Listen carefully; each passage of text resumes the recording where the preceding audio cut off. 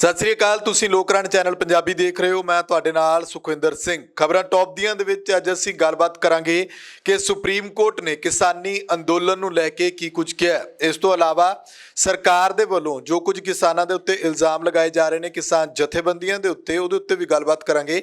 ਦੂਜੀ ਗੱਲ, ਸੁਖਬੀਰ ਸਿੰਘ ਬਾਦਲ ਜਿਹੜੇ ਨੇ ਉਹ ਕਹਿ ਰਹੇ ਨੇ ਕਿ 40 ਕਿਸਾਨ ਜਿਨ੍ਹਾਂ ਦੀ ਮੌਤ ਹੋਈ ਹੈ ਉਹ ਅਕਾਲੀ ਦਲ ਦੇ ਨਾਲ ਸੰਬੰਧਿਤ ਨੇ। ਮਤਲਬ ਕਿ ਵਿਰੋਧੀਆਂ ਦਾ ਇਹ ਕਹਿਣਾ ਕਿ ਲਾਸ਼ਾਂ ਦੇ ਉੱਤੇ ਸੁਖਬੀਰ ਸਿੰਘ ਬਾਦਲ ਸਿਆਸਤ ਨਾ ਕਰਨ।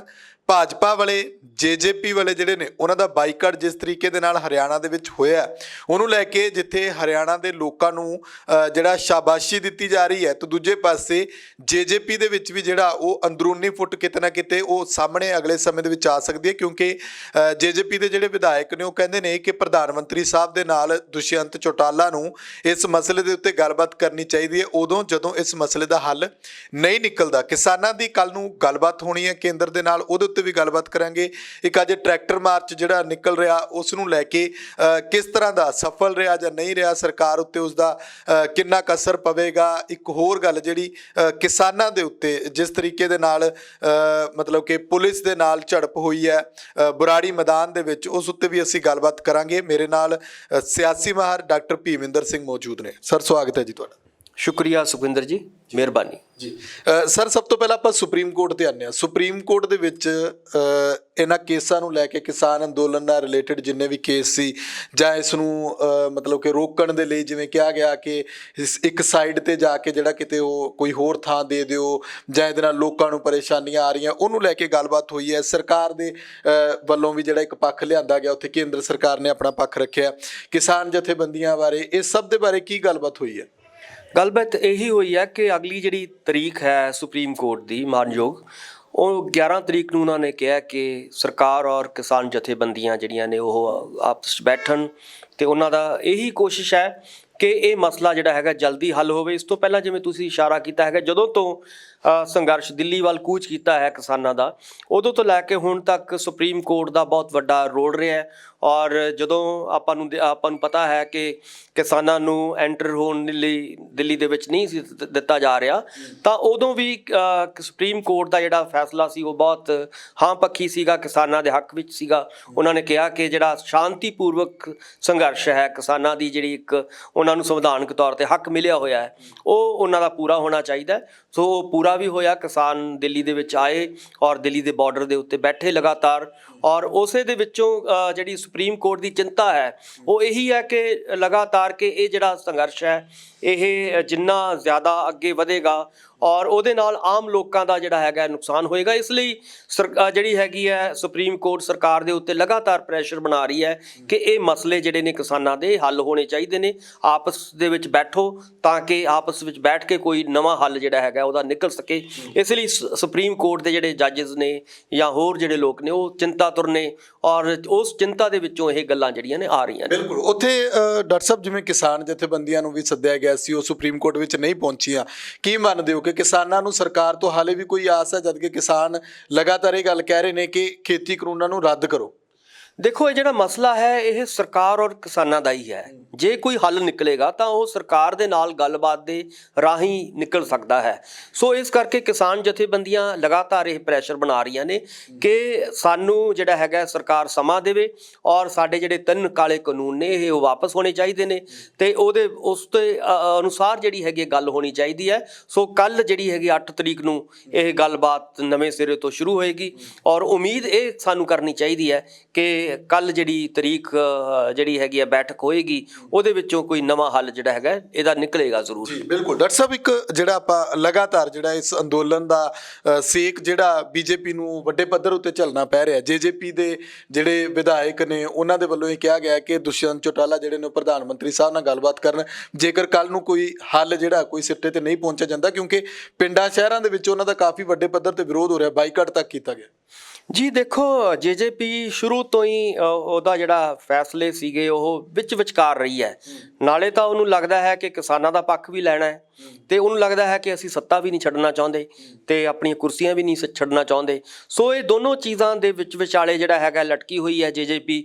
ਇਸ ਕਰਕੇ ਕੁਝ ਜਿਹੜੇ MLA ਸਾਹਿਬਾਨ ਨੇ ਜੇਜੇਪੀ ਦੇ, ਉਹਨਾਂ ਨੂੰ ਜਦੋਂ ਪ੍ਰੈਸ਼ਰ ਪੈ ਰਿਹਾ ਥੱਲੋਂ, ਤਾਂ ਉਹਨਾਂ ਦੇ ਜਿਹੜੇ ਬਿਆਨ ਆ ਰਹੇ ਨੇ ਉਹ ਇਹੀ ਆ ਰਹੇ ਨੇ ਕਿ ਜਲਦੀ ਤੋਂ ਜਲਦੀ ਜਿਹੜਾ ਹੈ ਸਾਨੂੰ, ਕਿਉਂਕਿ ਉਹਨਾਂ ਦੀ ਜਿਹੜੀ ਵੋਟ ਬੈਂਕ ਹੈ ਜੇਜੇਪੀ ਦਾ, ਉਹ ਜ਼ਿਆਦਾਤਰ ਕਿਸਾਨ ਨੇ। ਜੇ ਕਿਸਾਨ ਹੀ ਜਾਂ ਕਿਸਾਨ ਵੋਟ ਬੈਂਕ ਉਹਨਾਂ ਤੋਂ ਖਿਸਕਦੀ ਹੈ ਤਾਂ ਉਹਨਾਂ ਨੂੰ ਆਉਣ ਵਾਲੇ ਸਮੇਂ ਦੇ ਵਿੱਚ ਇੱਕ ਵੱਡਾ ਖਤਰਾ ਜਿਹੜਾ ਹੈਗਾ ਹਰਿਆਣੇ ਦੇ ਵਿੱਚ ਹੋ ਸਕਦਾ ਹੈ।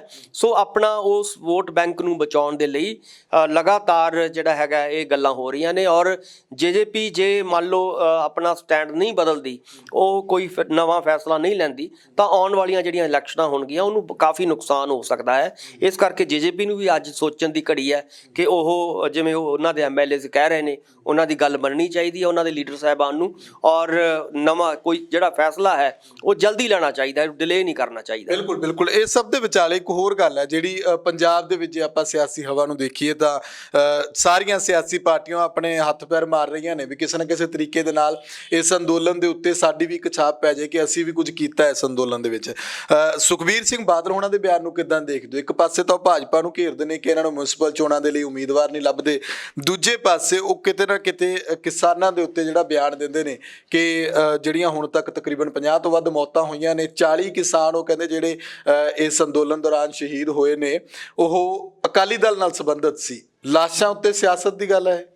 ਬਿਲਕੁਲ ਬਿਲਕੁਲ। ਦੇਖੋ, ਜਿੱਥੋਂ ਤੱਕ ਅਕਾਲੀ ਦਲ ਦੀ ਗੱਲ ਹੈ ਔਰ ਅਕਾਲੀ ਦਲ ਔਰ ਕਿਸਾਨਾਂ ਦਾ ਸੰਘਰਸ਼ ਦੀ ਦੇਖਦੇ ਹਾਂ, ਆਪਾਂ ਨੂੰ ਯਾਦ ਹੋਏਗਾ ਕਿ ਜਦੋਂ ਇਹ ਬਿੱਲ ਲਾਗੂ ਹੋਏ ਜਾਂ ਜਦੋਂ ਕਾਨੂੰਨ ਦਾ ਹਿੱਸਾ ਬਣੇ, ਉਦੋਂ ਤੋਂ ਲੈ ਕੇ ਲਗਾਤਾਰ ਅਕਾਲੀ ਦਲ ਇਹ ਕੋਸ਼ਿਸ਼ ਕਰਦਾ ਰਿਹਾ ਕਹਿਣ ਦੀ ਕਿ ਇਹ ਕਿਸਾਨਾਂ ਦੇ ਪੱਖ 'ਚ ਨੇ।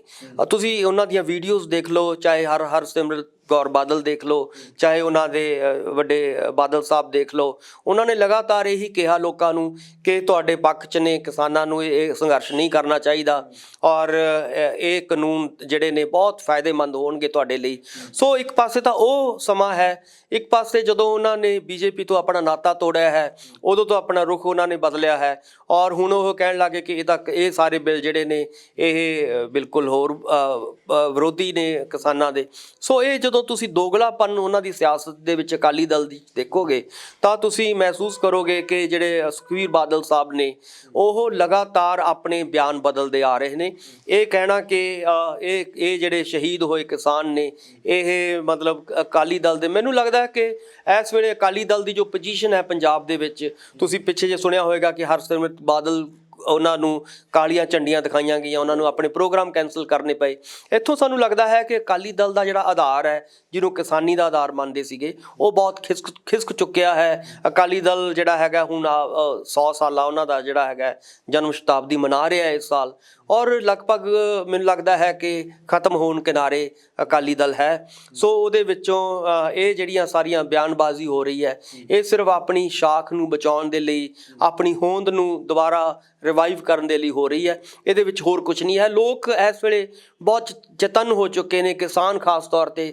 ਕਿਸਾਨ ਜਿਹੜਾ ਹੈਗਾ ਸਾਰੀਆਂ ਗੱਲਾਂ ਸਮਝ ਰਿਹਾ, ਉਹਨੂੰ ਪਹਿਲਾ ਸਟੈਂਡ ਵੀ ਪਤਾ ਹੈ, ਉਹਨੂੰ ਨਵਾਂ ਸਟੈਂਡ ਜਿਹੜਾ ਹੈਗਾ ਅਕਾਲੀ ਦਲ ਦਾ ਉਹ ਵੀ ਪਤਾ ਹੈ। ਸੋ ਮੈਨੂੰ ਨਹੀਂ ਲੱਗਦਾ ਕਿ ਇਹਨਾਂ ਦੀਆਂ ਗੱਲਾਂ 'ਚ ਆ ਕੇ ਕੋਈ ਇਹਨਾਂ ਦੀ ਸੱਤਾ ਜਿਹੜੀ ਹੈਗੀ ਦੁਬਾਰਾ ਆ ਸਕਦੀ ਹੈ। ਸੋ ਅਕਾਲੀ ਦਲ ਜਿਹੜਾ ਹੈਗਾ ਇਸ ਵੇਲੇ ਆਪਣੀ ਹੋਂਦ ਦੀ ਲੜਾਈ ਜਿਹੜੀ ਹੈ ਲੜ ਰਿਹਾ ਹੈ। ਬਿਲਕੁਲ ਬਿਲਕੁਲ। ਦੂਜੇ ਪਾਸੇ ਜੇ ਆਪਾਂ ਹੁਣ ਅੱਜ ਦੇ ਟਰੈਕਟਰ ਮਾਰਚ ਦੀ ਗੱਲ ਕਰੀਏ ਤਾਂ ਟਰੈਕਟਰ ਮਾਰਚ ਦੇ ਵਿੱਚ ਸ਼ਕਤੀ ਪ੍ਰਦਰਸ਼ਨ ਕਰਨ ਦੀ ਕੋਸ਼ਿਸ਼ ਕੀਤੀ ਗਈ। ਕਿਸਾਨਾਂ ਦੇ ਵੱਲੋਂ ਸਰਕਾਰ ਦੇ ਉੱਤੇ ਇੱਕ ਪ੍ਰੈਸ਼ਰ ਜਿਹੜਾ ਉਹ ਬਣਾਉਣ ਦੀ, ਦਿਖਾਉਣ ਦੀ ਕੋਸ਼ਿਸ਼ ਕੀਤੀ ਗਈ ਕਿ ਸਾਡੇ ਵਿੱਚ ਵੀ ਤਾਕਤ ਇਹ ਹਾਲੇ ਮਾੜੀ ਮੋਟੀ, ਅਸੀਂ 26 ਜਨਵਰੀ ਨੂੰ ਹੋਰ ਦਿਖਾਵਾਂਗੇ।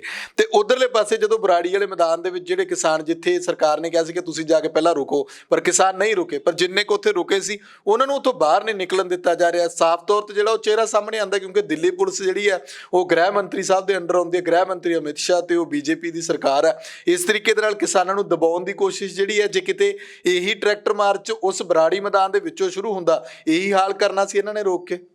ਬਿਲਕੁਲ। ਦੇਖੋ, ਬਰਾੜੀ ਮੈਦਾਨ ਦੇ ਵਿੱਚ ਉਹਨਾਂ ਨੂੰ ਜਗ੍ਹਾ ਦੇਣ ਦਾ ਮਕਸਦ ਹੀ ਇਹ ਸੀਗਾ ਕਿ ਇੱਕ ਵਾਰੀ ਇਹ ਇੱਥੇ ਆਉਣ ਤੇ ਅਸੀਂ ਘੇਰਾ ਪਾਈਏ ਇਹਨਾਂ ਨੂੰ ਤੇ ਅੰਦਰ ਹੀ ਇੱਥੇ ਡੱਕ ਲਈਏ। ਸੋ ਇਹ ਕਿਸਾਨ ਜਥੇਬੰਦੀਆਂ ਦੀ ਇਹ ਸਿਆਣਪ ਸੀ ਕਿ ਉਹ ਉਸ ਮੈਦਾਨ ਦੇ ਵਿੱਚ ਨਹੀਂ ਗਏ, ਪਰ ਕੁਝ ਜਿਹੜੇ ਸੀਗੇ ਕਿਸਾਨ ਭੁਲੇਖੇ ਦੇ ਨਾਲ ਉੱਥੇ ਚਲੇ ਗਏ। ਉਸ ਕਰਕੇ ਅੱਜ ਦੀ ਜਿਹੜੀਆਂ ਝੜਪਾਂ ਜਿਹੜੀਆਂ ਹੋਈਆਂ ਨੇ ਪੁਲਿਸ ਦੇ ਨਾਲ, ਖਾਸ ਤੌਰ 'ਤੇ ਦਿੱਲੀ ਪੁਲਿਸ ਦੇ ਨਾਲ, ਤਾਂ ਇਹ ਹੋਣੀਆਂ ਹੀ ਸੀਗੀਆਂ। ਸੋ ਕਿਸਾਨ ਜਿਹੜੇ ਸੀਗੇ ਇਸ ਵੇਲੇ ਸਮਝ ਰਹੇ ਨੇ ਕਿ ਸਾਨੂੰ ਆਪਣਾ ਜਿਹੜਾ ਹੈਗਾ ਜਿਹੜਾ ਮਕਸਦ ਹੈ ਉਹਨਾਂ ਦਾ ਸ਼ਕਤੀ ਪ੍ਰਦਰਸ਼ਨ ਦਾ ਉਹਨੂੰ ਜਾਰੀ ਰੱਖਣਾ ਚਾਹੀਦਾ। 26 ਦੀ ਤਿਆਰੀ ਹੋ ਰਹੀ ਹੈ, ਇਹ ਇੱਕ ਤਿਆਰੀ ਦੇ ਤੌਰ 'ਤੇ ਸੀਗਾ, ਇਹ ਕੋਈ ਫਾਈਨਲ ਨਹੀਂ ਸੀਗਾ।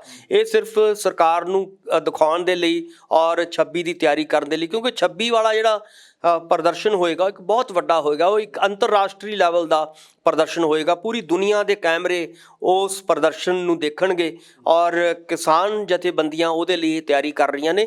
ਇੱਕ ਚੰਗਾ ਕਦਮ ਸੀਗਾ ਔਰ ਇਹ ਮਾੜੀ ਘਟਨਾ ਹੈ ਕਿ ਦਿੱਲੀ ਪੁਲਿਸ ਦੇ ਦੁਆਰਾ ਕਿਸਾਨਾਂ ਨੂੰ ਰੋਕਿਆ ਗਿਆ, ਡੱਕਿਆ ਜਾ ਰਿਹਾ। ਇਹ ਮੈਨੂੰ ਲੱਗਦਾ ਹੈ ਕਿ ਕਿਸਾਨਾਂ ਨੂੰ, ਜਿਵੇਂ ਮੈਂ ਪਹਿਲਾਂ ਕਿਹਾ ਸੀਗਾ ਕਿ ਸੁਪਰੀਮ ਕੋਰਟ ਦੇ ਜਿਹੜੇ ਆਰਡਰ ਨੇ ਕਿ ਸ਼ਾਂਤਮਈ ਜਿਹੜਾ ਪ੍ਰਦਰਸ਼ਨ ਹੈ ਉਹਨੂੰ ਹੋਣਾ ਚਾਹੀਦਾ ਹੈ ਔਰ ਉਹਦੇ ਉੱਤੇ ਕੋਈ ਇਦਾਂ ਦੀ ਜਿਹੜੀ ਹੈਗੀ ਲਾਠੀ ਚਾਰਜ ਨਹੀਂ ਹੋਣਾ ਚਾਹੀਦਾ। ਇਹ ਮਾੜੀ ਗੱਲ ਹੋ ਰਹੀ ਹੈ। ਬਿਲਕੁਲ ਕਿਸਾਨ ਜਿਹੜੇ ਨੇ ਉਹ ਪਹਿਲਾਂ ਹੀ ਬੜੇ ਗੁੱਸੇ ਦੇ ਵਿੱਚ ਨੇ, ਪਰੇਸ਼ਾਨੀ ਦੇ ਆਲਮ ਵਿੱਚ ਨੇ, ਕਿਉਂਕਿ ਸਰਕਾਰ ਜਿਹੜੀ ਹੈ ਉਹ ਮੰਨ ਨਹੀਂ ਰਹੀ, ਸਰਕਾਰ ਟਸ ਤੋਂ ਮਸ ਨਹੀਂ ਹੋ ਰਹੀ।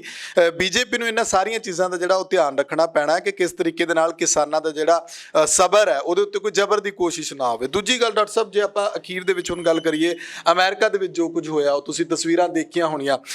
ਜਦੋਂ ਗੱਲ ਹੁੰਦੀ ਹੈ ਕਿ ਤਾਨਾਸ਼ਾਹੀ ਦੀ, ਸਾਡੇ ਮੁਲਕਾਂ ਦੇ ਵਿੱਚ ਗੱਲ ਹੁੰਦੀ ਹੈ ਕਿ ਤਾਨਾਸ਼ਾਹ ਰਵੱਈਆ ਸਰਕਾਰ ਦਾ, ਤਾਂ ਅਮਰੀਕਾ ਦੇ ਵਿੱਚ ਜੋ ਕੁਝ ਹੋ ਰਿਹਾ ਉਹਨੂੰ ਸਾਰੇ ਨੂੰ ਕਿੱਦਾਂ ਦੇਖਦੇ ਹੋ? ਕੁਝ ਲੋਕਾਂ ਦੀ ਮੌਤ ਹੋ ਜਾਂਦੀ ਹੈ ਉੱਥੇ ਜਾ ਕੇ, ਜਿਸ ਤਰੀਕੇ ਦੇ ਨਾਲ ਹਮਲਾਵਰ ਹੋ ਕੇ ਅੰਦਰ ਤੁਸੀਂ ਦੇਖਿਆ ਕਿ ਪੁਲਿਸ ਅਤੇ ਲੋਕਾਂ ਦੇ ਵਿਚਾਲੇ ਜਿਸ ਤਰੀਕੇ ਦੀਆਂ ਝੜਪਾਂ ਹੋਈਆਂ, ਜਿਹੜੇ ਰਾਸ਼ਟਰਪਤੀ ਟਰੰਪ ਸਾਹਿਬ ਨੇ ਜਾਂ ਹੁਣ ਜਿਨ੍ਹਾਂ ਨੇ ਰਾਸ਼ਟਰਪਤੀ ਬਣਨਾ ਸੀ ਜੋ ਬਾਈਡਨ, ਉਹਨਾਂ ਦੇ ਵਿਚਾਲੇ ਜੋ ਕੁਝ ਤਕਰਾਰ ਚੱਲ ਰਿਹਾ ਉਹਨੂੰ ਸਾਰੇ ਨੂੰ ਕਿੱਦਾਂ ਦੇਖਦੇ ਹੋ ਕਿ ਇੱਕ ਲੋਕਤੰਤਰ ਦੇ ਵਿੱਚ ਇਸ ਤਰ੍ਹਾਂ ਦੀ ਘਟਨਾ ਹੋਣਾ?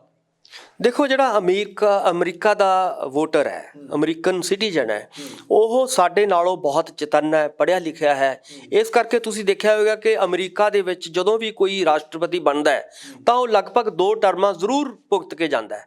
ਤੁਸੀਂ ਪਿਛਲਾ ਇਤਿਹਾਸ ਦੇਖ ਲਓ, ਬਹੁਤ ਘੱਟ ਰਾਸ਼ਟਰਪਤੀ ਹੋਏ ਨੇ ਜਿਹੜੇ 2 ਟਰਮਾਂ ਨਹੀਂ ਕੱਟਦੇ। ਸੋ ਇਸ ਕਰਕੇ ਟਰੰਪ ਦਾ ਜਿਹੜੀ ਤਾਨਾਸ਼ਾਹੀ ਰਵੱਈਆ ਸੀਗਾ ਉਹਦੇ ਖਿਲਾਫ ਲੋਕਾਂ ਦੇ ਵਿੱਚ ਇੱਕ ਵਿਰੋਧ ਸੀਗਾ ਔਰ ਉਸ ਤਾਨਾਸ਼ਾਹੀ ਨੂੰ ਲੋਕਾਂ ਨੇ ਆਪਣਾ ਜਿਹੜਾ ਹੈਗਾ ਉਹਦਾ ਉੱਤਰ ਦਿੱਤਾ, ਉਹਦਾ ਔਰ ਜਵਾਬ ਦਿੱਤਾ ਵੋਟਾਂ ਦੇ ਰਾਹੀਂ, ਔਰ ਦੂਸਰੇ ਉਹਨਾਂ ਦੇ ਵਿਰੋਧੀ ਜਿਹੜੇ ਨੇ ਉਹਨਾਂ ਨੂੰ ਜਿਤਾਇਆ। ਔਰ ਵੱਡੀ ਗੱਲ ਇਹ ਸੀਗੀ ਕਿ ਟਰੰਪ ਆਪਣੀ ਹਾਰ ਨੂੰ ਮਤਲਬ ਹਜਮ ਨਹੀਂ ਸੀ ਕਰ ਪਾ ਰਹੇ। ਉਹਨਾਂ ਦੇ ਬਿਆਨ ਲਗਾਤਾਰ ਇਹ ਆ ਰਹੇ ਸੀਗੇ ਕਿ ਮੈਂ ਤਾਂ ਅਜੇ ਜਿੱਤਿਆ ਪਿਆ, ਔਰ ਉਹਨਾਂ ਨੇ ਚੋਣ ਜਿਹੜਾ ਅਧਿਕਾਰੀ ਸੀਗਾ ਉਹਦੇ ਤੇ ਵੀ ਪ੍ਰੈਸ਼ਰ ਬਣਾਉਣ ਦੀ ਕੋਸ਼ਿਸ਼ ਕੀਤੀ ਕਿ ਤੂੰ ਮੇਰੇ ਪੱਖ ਵਿੱਚ ਫੈਸਲਾ ਕਰ। ਸੋ ਉਹਦਾ ਵੀ ਵਿਰੋਧ ਹੋਇਆ। ਸੋ ਮੇਰਾ ਕਹਿਣ ਤੋਂ ਭਾਵ ਹੈ ਕਿ ਜਿਹੜੀ ਅਮਰੀਕਾ ਦੀ ਜਿਹੜੀ ਸਿਆਸਤ ਉੱਥੇ ਬਦਲੀ ਹੈ ਔਰ ਆਉਣ ਵਾਲੇ ਸਮੇਂ ਦੇ ਵਿੱਚ ਬਦਲੇਗੀ, ਉਹ ਪੰਜਾਬ ਦੇ ਲਈ ਔਰ ਭਾਰਤ ਦੇ ਲਈ ਜਾਂ ਆਮ ਪੂਰੇ ਸੰਸਾਰ ਦੇ ਆਮ ਲੋਕਾਂ ਦੇ ਲਈ ਇੱਕ ਪੋਜ਼ਿਟਿਵ ਗੱਲ ਹੈ। ਔਰ ਇੱਕ ਤਾਨਾਸ਼ਾਹੀ ਵੱਲ ਜਿਹੜਾ ਅਮਰੀਕਾ ਜਾ ਰਿਹਾ ਸੀਗਾ ਉਹਦੇ ਤੋਂ ਉਹਨਾਂ ਨੇ ਬਚਾਇਆ ਅਮਰੀਕਨ ਲੋਕਾਂ ਨੇ। ਔਰ ਤੁਸੀਂ ਦੇਖਿਆ ਹੋਵੇਗਾ ਕਿ ਜੋ ਟਰੰਪ ਦਾ ਸਮਾਂ ਰਿਹਾ 4 ਸਾਲ ਦਾ, ਉਹਦੇ ਵਿੱਚ ਚਾਹੇ ਕਾਲੇ ਲੋਕਾਂ ਦੇ ਉੱਤੇ ਪ੍ਰੈਸ਼ਰ ਹੋਵੇ, ਚਾਹੇ ਈਵਨ ਕਾਲੇ ਲੋਕਾਂ ਦੀ ਜਿਹੜੀ ਹੱਤਿਆ ਜਿਹੜੀ ਹੈਗਾ ਉਹਦੇ 'ਚ ਵਾਧਾ ਹੋਇਆ ਔਰ ਮਹਿੰਗਾਈ ਦੇ ਵਿੱਚ ਵਾਧਾ ਹੋਇਆ, ਹੋਰ ਬਹੁਤ ਸਾਰਾ ਜਿਹੜਾ ਉੱਥੇ ਲੋਕਾਂ ਦੇ ਵਿੱਚ ਆਪਸ ਦੇ ਵਿੱਚ ਪਾੜ ਜਿਹੜੇ ਸੀਗੇ ਉਹਨੂੰ ਵਧਾਇਆ ਗਿਆ। ਬਹੁਤ ਸਾਰੇ ਲੋਕਾਂ ਨੂੰ ਧਰਮਾਂ ਦੇ ਨਾਂ ਦੇ ਉੱਤੇ, ਜਾਤ-ਪਾਤ ਦੇ ਨਾਂ ਦੇ ਉੱਤੇ, ਰੰਗ ਦੇ, ਨਸਲ ਦੇ ਨਾਂ ਦੇ ਉੱਤੇ ਲੜਾਉਣ ਦੀ ਕੋਸ਼ਿਸ਼ ਕੀਤੀ ਗਈ। ਪਰ ਅਮਰੀਕਨ ਲੋਕ ਜਿਹੜੇ ਸੀਗੇ ਬਹੁਤ ਚੇਤੰਨਤਾ ਦੇ ਨਾਲ ਉਹਨਾਂ ਨੇ ਟਰੰਪ ਦਾ ਜਵਾਬ ਦਿੱਤਾ ਔਰ ਅਖੀਰ ਨੂੰ ਜਿਹੜੀ ਹੈਗੀ ਨਵੀਂ ਸੱਤਾ ਉਹ ਲੈ ਕੇ ਆਏ ਨੇ। ਇਹਦਾ ਇੱਕ ਪੋਜ਼ਿਟਿਵ ਅਸਰ ਜਿਹੜਾ ਹੈਗਾ ਭਾਰਤ ਦੇ ਉੱਤੇ ਔਰ ਪੰਜਾਬ ਦੇ ਉੱਤੇ ਖਾਸ ਤੌਰ ਤੇ ਪੈਣਾ ਲਾਜ਼ਮੀ ਹੈ ਔਰ ਉਹ ਤੁਹਾਨੂੰ ਆਉਣ ਵਾਲੇ ਸਮੇਂ ਦੇ ਵਿੱਚ ਦਿਖਾਈ ਦੇਵੇਗਾ। ਜੀ ਸ਼ੁਕਰੀਆ, ਧੰਨਵਾਦ। ਸੋ ਸਾਡੇ ਨਾਲ ਮੌਜੂਦ ਸਨ ਸਿਆਸੀ ਮਾਹਰ ਡਾਕਟਰ ਭੀਮਿੰਦਰ ਸਿੰਘ। ਜਿਸ ਤਰੀਕੇ ਦੇ ਨਾਲ ਕਿਸਾਨ ਅੰਦੋਲਨ ਚੱਲ ਰਿਹਾ ਤੇ ਅਮਰੀਕਾ ਤੋਂ ਜਿਸ ਤਰ੍ਹਾਂ ਦੀਆਂ ਖਬਰਾਂ ਆਉਂਦੀਆਂ ਉਹਨਾਂ ਨੂੰ ਲੈ ਕੇ ਲੋਕਾਂ ਦੇ ਵਿੱਚ ਕਿਤੇ ਨਾ ਕਿਤੇ ਚਿੰਤਾ ਇਸ ਗੱਲ ਨੂੰ ਹੈ ਕਿ ਤਾਨਾਸ਼ਾਹੀ ਦਾ ਰਾਜ ਇਸ ਤਰੀਕੇ ਦੇ ਨਾਲ ਕੱਲ੍ਹ ਨੂੰ ਜੇਕਰ ਇਹੋ ਜਿਹੇ ਹਾਲਾਤ ਕਿਤੇ ਭਾਰਤ ਵਿੱਚ ਪੈਦਾ ਹੋ ਜਾਣ, ਇੱਕ ਲੋਕਤੰਤਰ ਦੇ ਵਿੱਚ ਜਿਹੜਾ ਗੁੰਡਾ ਤੰਤਰ ਸਾਹਮਣੇ ਆਵੇ। ਦੂਜੀ ਗੱਲ ਇਹ ਕਿ ਮਨੁੱਖੀ ਅਧਿਕਾਰਾਂ ਦੀ ਉਲੰਘਣਾ, ਕਿਸੇ ਨੂੰ ਉਕਸਾ ਕੇ ਜਿਹੜਾ ਉਸ ਨੂੰ ਹਮਲਾਵਰ ਰੁਖ ਅਖਤਿਆਰ ਕਰਨ ਦੇ ਲਈ ਮਜਬੂਰ ਕਰਨਾ। ਇਸੇ ਤਰੀਕੇ ਦੇ ਨਾਲ ਇੱਧਰ ਜੇ ਆਪਾਂ ਦੇਖੀਏ ਕਿ ਕਿਸਾਨ ਦਿੱਲੀ ਦੀਆਂ ਬਰੂਹਾਂ ਤੇ ਬੈਠੇ ਨੇ, ਲਗਾਤਾਰ ਬੀਜੇਪੀ ਦੇ ਆਗੂ ਜਿਹੜੇ ਨੇ ਉਹ ਇਸ ਤਰ੍ਹਾਂ ਦੀ ਬਿਆਨਬਾਜ਼ੀ ਕਰਕੇ ਕਿਸਾਨਾਂ ਨੂੰ ਉਕਸਾਉਂਦੇ ਨੇ, ਤਾਂ ਕਿਤੇ ਨਾ ਕਿਤੋਂ ਇਹੋ ਜਿਹੀਆਂ ਖਬਰਾਂ ਸਾਹਮਣੇ ਆਉਂਦੀਆਂ ਜਿਹਦੇ ਨਾਲ ਹਾਲਾਤ ਜਿਹੜੇ ਨੇ ਉਹ ਸੁਖਾਵੇਂ ਜੇ ਨਹੀਂ ਨਜ਼ਰ ਆਉਂਦੇ। ਸੋ ਇਹਨਾਂ ਸਾਰੀਆਂ ਚੀਜ਼ਾਂ ਨੂੰ ਜਿਹੜਾ ਉਹ ਧਿਆਨ ਵਿੱਚ ਰੱਖਣਾ ਚਾਹੀਦਾ। ਕੱਲ੍ਹ ਨੂੰ ਜਿਹੜੀ ਮੀਟਿੰਗ ਹੈ 8 ਤਰੀਕ ਨੂੰ, ਉਸ ਉੱਤੇ ਵੀ ਸਾਡੀ ਨਜ਼ਰ ਰਹੇਗੀ ਕੀ ਕੁਝ ਨਿਕਲ ਕੇ ਸਾਹਮਣੇ ਆਉਂਦਾ। ਹਾਲਾਂਕਿ ਕਿਸਾਨ ਜਥੇਬੰਦੀਆਂ ਸਾਫ਼ ਕਹਿ ਰਹੀਆਂ ਨੇ ਕਿ ਕੁਝ ਵੀ ਪੱਲੇ ਪੈਂਦਾ ਦਿਖਾਈ ਨਹੀਂ ਦੇ ਰਿਹਾ। ਇਹ ਅੰਦੋਲਨ ਜਿਹੜਾ ਉਹ ਹੋਰ ਵੀ ਜਿਹੜਾ ਲੰਮਾ ਤੇ ਵਿਸ਼ਾਲ ਰੂਪ ਅਖਤਿਆਰ ਕਰੇਗਾ ਸਬਰ ਦੇ ਨਾਲ, ਕਿ ਸਰਕਾਰ ਨੂੰ ਜਿਹੜਾ ਉਹ ਅੰਦਰ ਖਾਤੇ ਹੋਰ ਵੀ ਹਿਲਾ ਕੇ ਰੱਖ ਦੇਵੇਗਾ। ਸੋ ਖਬਰਾਂ ਟੌਪ ਦੀਆਂ ਦੇ ਵਿੱਚ ਫਿਲਹਾਲ ਦੇ ਲਈ ਇੰਨਾ ਹੀ। ਮੈਨੂੰ ਸੁਖਵਿੰਦਰ ਸਿੰਘ ਨੂੰ ਇਜਾਜ਼ਤ ਦਿਓ। ਲੋਕ ਰਾਣੀ ਚੈਨਲ ਪੰਜਾਬੀ ਨੂੰ ਸਬਸਕ੍ਰਾਈਬ ਕਰੋ, ਆਪਣੇ ਵਿਚਾਰ ਕਮੈਂਟ ਜ਼ਰੂਰ ਕਰਿਓ। ਧੰਨਵਾਦ।